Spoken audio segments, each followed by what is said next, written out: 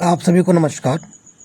मैं हूं धर्मेंद्र कुमार, उपस्थित हूं जनपद मऊ के अंतर्गत नगर पंचायत अदरी मऊ कार्यालय पर। और आपको बता दें कि आज का जो कार्यक्रम है, आइए यहाँ के कार्यक्रम को आपको दिखाते हैं। तीन चरण में है, जैसे 2029-30 तक, मध्यकालिक 2035-36 तक और दीर्घकालिक 2046-47 तक, मतलब हमारे देश को विकसित बना देना है, लक्ष्य तय किए हैं। इस महाअभियान की सफलता में जनप्रतिनिधियों की भूमिका सर्वोपरि है। जैसे प्राइमरी स्तर से आप एक जनप्रतिनिधि हमारे हैं, सम्मानित लोक प्रतिनिधि संपत्ति के प्रतिनिधि होने के नाते आप ही इसके सच्चे शिल्पकार और अग्रिम सेनानी हैं। इसी उद्देश्य से सुझाव आमंत्रण अभियान चलाया जा रहा है। इसमें प्रत्येक परिवार से कम एक सुझाव प्राप्त करने का लक्ष्य रखा गया है। जैसे एक QR कोड जारी हुआ है सरकार की तरफ से, उसको अपने गूगल पे जाके लिंक खोलेंगे, उसमें चीजें खुलेंगी, उसमें अपना एक विचार दे सकते हैं देश हित में। तो उसमें अगर जिसका सरकार को सबसे अच्छा विचार लगा तो उस व्यक्ति को 1 लाख रुपए का इनाम भी है घोषित। और उसमें अगर चीजें सही भी आई, जैसे हमारे नगर पंचायत जैसे बोर्ड की बैठक में आप एक रखते हैं एजेंडा ना कि हमको ये कराना है, तो इस नगर क्षेत्र के अंतर्गत कुछ आपकी एक अच्छी सोच है तो वो प्रस्ताव इसमें स्वीकृत भी हो सकता है। नागरिक QR कोड अथवा जो अंग्रेजी का दिया STTPS के माध्यम से अपने विचार साझा कर सकते हैं। जो भी मैं आपको बता रहा QR कोड के माध्यम से अभी मैं उपलब्ध करा दूंगा आपको। विशेषज्ञ में आगामी 1 माह में प्रदेश के प्रत्येक जनपद, ब्लॉक, ग्राम पंचायत, नगर निकाय और शैक्षणिक संस्थान तक पहुंचकर संवाद स्थापित करेगी एवं जन सामान्य को इस अभियान में सहभागिता के लिए प्रेरित करेगी। यह महाअभियान केवल योजनाओं और आंकड़ों का दस्तावेज नहीं है, बल्कि हमारी आने वाली पीढ़ियों के स्वर्णिम भविष्य की नींव होगी। 2047 केवल एक वर्ष नहीं, बल्कि हमारे सामूहिक सपनों का कर्तव्य है। आपके सहयोग और सहभागिता से यह संकल्प एक विराट जन आंदोलन का रूप लेगा। जब आप अपने क्षेत्र के गांव-गांव, वार्ड और मोहल्लों तक यह संदेश पहुंचाएंगे तो करोड़ों हृदयों की आशा और ऊर्जा इस यात्रा से जुड़ जाएंगी। आइए हम सब मिलकर यह प्रण लें कि आने वाले 22 वर्षों में श्रम, ईमानदारी और एकजुटता के साथ हम ऐसा उत्तर प्रदेश पढ़ेंगे जिस पर आने वाली पीढ़ियां गर्व करेंगी। समृद्धि और स्वावलंबन के माध्यम से उत्तर प्रदेश एक समर्थ राज्य के रूप में स्थापित होगा, जो कि राम राज्य की परिकल्पना की साकार प्रतिनिधि होगा। इस अभियान से संबंधित आवश्यक विकसित भारत और विकसित उत्तर प्रदेश का जो शासन की मंशा के अनुसार शताब्दी संकल्प 2047 जो 100 वर्ष पूरे होने वाली है, हमारे आदरणीय प्रधानमंत्री नरेंद्र मोदी जी के उनका मतलब एक ये है कि 2047 तक पूरा उत्तर प्रदेश नहीं पूरे भारत विकसित हो और विकसित देशों में आया है। तो विकसित देश होने के लिए देश की बड़ी मुद्दा क्या जरूरी होती है? शिक्षा, कैसे हम मतलब कर पाएंगे? शिक्षा, स्वास्थ्य, रोड, बिजली।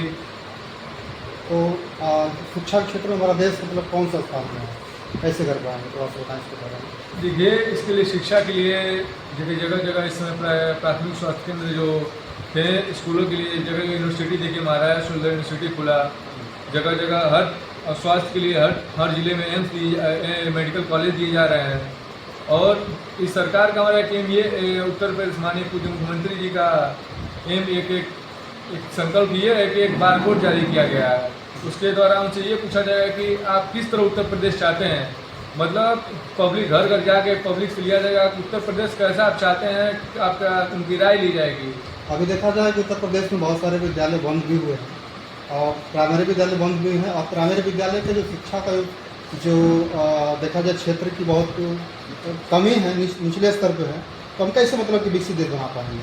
क्या मतलब कि अब देखिए प्राइवेट उसमें सारे लोग बच्चे भाग रहे हैं, लोग गार्जियन भाग रहे जा रहे हैं इधर, और जो स्थिति देखा जाए प्राइमरी विद्यालय के तो बहुत कम बच्चे हैं, तो कैसे विकसित देश बना पाएंगे? देखिए, पूज्य महाराज जी का अभी देखिए बीच में अफवाह भी उड़ाया गया था, सभी स्कूलें बंद हो रही है, मर्ज कराया जा रहा ये है। अफवाह तो नहीं, तो बंद किए गए थे।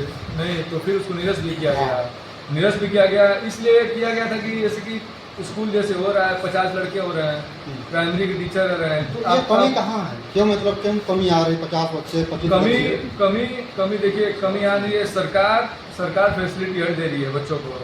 सरकार, अब देखिए हमारी सरकार, पहले ये होता था, पहले ऊपर से 1 रुपया आता था, नीचे 25 पैसा 10 पैसा लोगों को जाता था। अब सरकार हमारा ऊपर से 10 रुपये भेजती है और 10 रुपये उपभोक्ता के खाते में, लाभार्थी खाते में 10 रुपये जाता है। विकसित भारत कैसे बना सके? क्या स्कूल को प्राइवेटीकरण करके या स्कूल को खत्म करके बनाया गया था?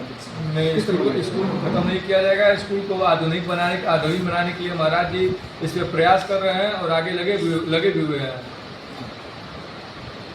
और भी मुद्दे क्या हैं? सिर्फ शिक्षा है और क्या है? शिक्षा नहीं है, स्वास्थ्य भी। देखिए जब तक हम आत्मनिर्भर नहीं बनेंगे, जब से आत्मनिर्भर नहीं बनेंगे तो हमारे प्रधानमंत्री और मोदी जी और मुख्यमंत्री जी के कुछ भी कहने से होगा नहीं।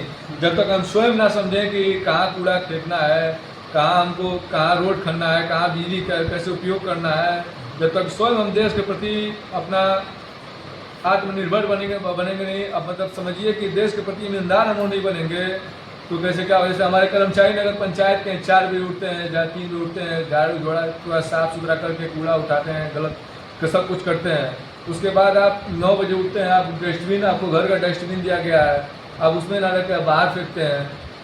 तो ये जब स्वयं आप जब तक आत्मनिर्भर नहीं बनेंगे, जैसे बिजली के लिए है, सोलर सरकार इसमें बिजली में आपको इसमें सब्सिडी ला दे रही है, सोलर दे रही है, आप स्वयं आप बिजली पैदा करिए। आप बिजली सरकार को बेचिए, अपेक्षा हो रहा है तो आप स्वयं आप बिजली से बचिए। जो हमारे युवा बेरोजगार पड़े हैं, उनके लिए क्या सरकार विकल्प ढूंढ रही है? देखिए उनके लिए कई फैक्ट्रियाँ हमारे पूज्य महाराज जी फैक्ट्रियों के निवेश के लिए आमंत्रित भी किए हैं। कई फैक्ट्रियाँ लग भी रही हैं और युवा उद्यमी भी चल रहा है। आप देख रहे हैं उद्यमी 5 लाख। मैं स्वयं एक युवा उद्यमी में 10 लाख रुपये पीएफएमएस के तहत मैंने अपने दुकान पे एक लोन लिया था और उसमें लेके मैं खुद एक रोजगार कर रहा हूँ उस समय। अच्छा, अभी आप स्वास्थ्य के विषय में बता रहे हैं, तो जो स्वास्थ्य अभी देखा जाए तो जितने भी सरकारी जो हॉस्पिटल हैं उसमें ना नियत समय पे न कोई डॉक्टर बैठता है, न नियत समय पे कोई ट्रीटमेंट होता है, और यहाँ तक कि जो दवाएं लिखी जाती हैं तो अंदर से कम और बाहर से ज़्यादा लिखी जाती हैं। और इसके विषय में क्या कहना चाहेंगे? देखिए भाई साहब, ये तो अभी जल्दी ही देख रहे हैं हमारे स्वास्थ्य जो मंत्री हैं उत्तर प्रदेश के मुख्यमंत्री जी भी हैं, ब्रजेश पाठक जी, वो हमेशा आए जिलों पे जाके निरीक्षण स्वयं करते हैं। और पहले का अनुमान भी देखिए, इस समय प्राथमिक स्वास्थ्य केंद्र हुआ आपके बगल में इंदारा में, वो देख लीजिए, जिला चिकित्सा अस्पताल हुआ, और अभी हर जिले में एक मेडिकल कॉलेज आपको मिल रही है, ऑक्सीजन प्लांट आपको हर जिले में मिल गया आपको कोरोना काल देखते हुए। स्वास्थ्य पहले जो पहले सदर में आपको जो चेकअप नहीं होता था, अब वो देखिए चेकअप कैसे होता है, सफाई देखिए सदर में पहले से बहुत डेवलप हुआ है हमारे।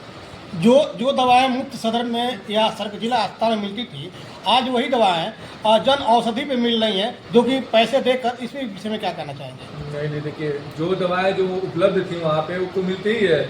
जो महंगी दवाएं जैसे आती थी, पीजीआई की दवाएं, हर जगह जो महंगी दवाई आती थी, जन औषधि प्रधानमंत्री जी का नाम ये था कि आयुष्मान कार्ड जिसके पास है फ्री में उसका ऑपरेशन दवा दर्पण हो ही रहा है, इमरजेंसी है। बताया प्रधानमंत्री जो कोई भी दवा को लेके, कोई हमारी माँ बहन, कोई भी देश का युवा, कोई भी नागरिक देश का दवा के बिना कोई बीमार ना पड़े या किसी का मृत्यु ना, इसीलिए जन औषधि केंद्र खोला गया। विदाउट टैक्स आपको दवा मिल रही है। जो आपको बाहर में, जो आपको प्राइवेट में दवा जो आपको 1000 रुपये मिलती है, वो दवा आपको 30 रुपये 40 रुपये उपलब्ध कराई जा रही है। प्रधानमंत्री जो आयुष्मान कार्ड की आपने बात किया है, तो उसमें देखा जाए कि कुछ सूत्रों द्वारा ये सूचना मिल रहा है कि आयुष्मान कार्ड तो स्थायी तो हो ही जा रहा है, बाकी जाने के बाद उसमें पूर्ण रूप से उस पर इलाज नहीं हो पा रहा है। डॉक्टर कह रहा है कि नहीं अमान्य है, ये काम नहीं कर रहा है। ये गलत है बात भाई साहब। आप जाइए तो आप सदर अस्पताल में है, शारदा नारायण में देख लीजिए, प्रकाश में देख लीजिए, बहुत से ऑपरेशन हमारे नगर पंचायत में कई लोगों का हुआ है। आयुष्मान कार्ड पे ऑपरेशन कई लोगों का हुआ है। धन्यवाद। अपना परिचय बताएं। मैं अकील अंसारी, सभासद नगर पंचायत अदरी, जनपद मऊ। आपके जो नगर पंचायत में आज जो हर जगह पे साफ सफाई का जो माहौल चल रहा है, तो आपके क्षेत्र में कहाँ तक साफ सफाई का माहौल है? हमारी नगर पंचायत पिछले कार्यकाल में मऊ जनपद में 1 नंबर पे आई थी। 1 नंबर पर आई थी मऊ जनपद में नगर पंचायत, पिछले कार्यकाल में 1 नंबर पर आई थी। इस कार्यकाल में सफाई व्यवस्था जनता के हित में ठीक है। जो सरकार की पॉलिसी आती है सरकार अपने हिसाब से चलाता है, लेकिन तब भी ठीक है। देखा जाए कि आपके नगर पंचायत में अभी तक कौन कौन से काम अधूरे पड़े हैं? अधूरे काम बड़ा होता है, जो नया शासन आता है वो करता है, फिर पिछला आता है वो करता है। अधूरे काम जनता के लिए, मसाइल के लिए बहुत है, कुछ बन भी रहा है, आने वाले कल में भी बनेगा। तमाम शिकायतें मिली है कि जो भी नगर पंचायत में कुछ काम अधूरे पड़े हैं, जो चेयरमैन साहब का है कुछ काम देखा कर रहे हैं, तो उसको थोड़ा सा हमारे दर्शकों को दिखा सकते वो दर्शक को तो हम तो नहीं बता सकते हैं, या तो ये साहब बताएं, शासन के वो हैं हैं। अधिकारी हैं, ये साहब बताएं कि ये काम क्यों रुका है, किस टेंडर की वजह से रुका, विलम्ब किस चीज़ का हो रहा है, कि सरकार इस पे पैसा नहीं दी है, ठेकेदार पैसा खा गया। जी, यही हम तो जानना चाहते ये सवाल का जवाब ये सब दे सकते हैं, मैं नहीं दे सकता। अभी कुछ जगहों पे देखा गया है कि नालियाँ जो बजवाश पड़ी हैं, उसके विषय में क्या कहना चाहेंगे? उसकी सफाई के लिए कौन जिम्मेदार है? इसकी सफाई के जिम्मेदार सीधा ये होते हैं जो नगर को चलाते हैं, उसमें चेयरमैन साहिबा भी होती हैं, लेकिन सबसे ज़्यादा जिम्मेदारी ईओ और बाबू की होती है कि अपने क्षेत्र में रह के जनता के जो भी मसाइल है उसको देखा जाए। तो क्या यहाँ पर चेयरमैन और ईओ बार बार आते हैं या निरीक्षण करते हैं अपने क्षेत्र की? नहीं, ईओ साहब तो कभी काल आते हैं, हाँ, बड़े बाबू आते हैं हमेशा, और चेयरमैन साहिबा रहते हैं। और ईओ के न आने से इस नगर पंचायत का सारा कार्य कहीं न कहीं विलम्ब से होता है। विलम्ब होता है तो जो भी धन आता है, धन कहाँ जाती है? अब धन तो ईओ साहब ने बताएंगे कहाँ जाता है। हमारे तो हम तो शासन को टेंडर ये देते हैं, प्रस्ताव देते हैं। अच्छा, यहाँ के ईओ कौन है? ईओ साहब तो घोसी के हैं, कोई नाम नाम तो अनिल कुमार। तो क्या यहाँ पर बराबर आते नहीं हैं? बैठते हैं। और तो आज तो शुक्रवार है, तो उनका पता ही नहीं है। आज कार्यक्रम घोसी में है, क्योंकि अतिथि प्रभार है, इसलिए घोसी में कार्यक्रम करा। जानकारी के लिए बहुत बहुत धन्यवाद आपका।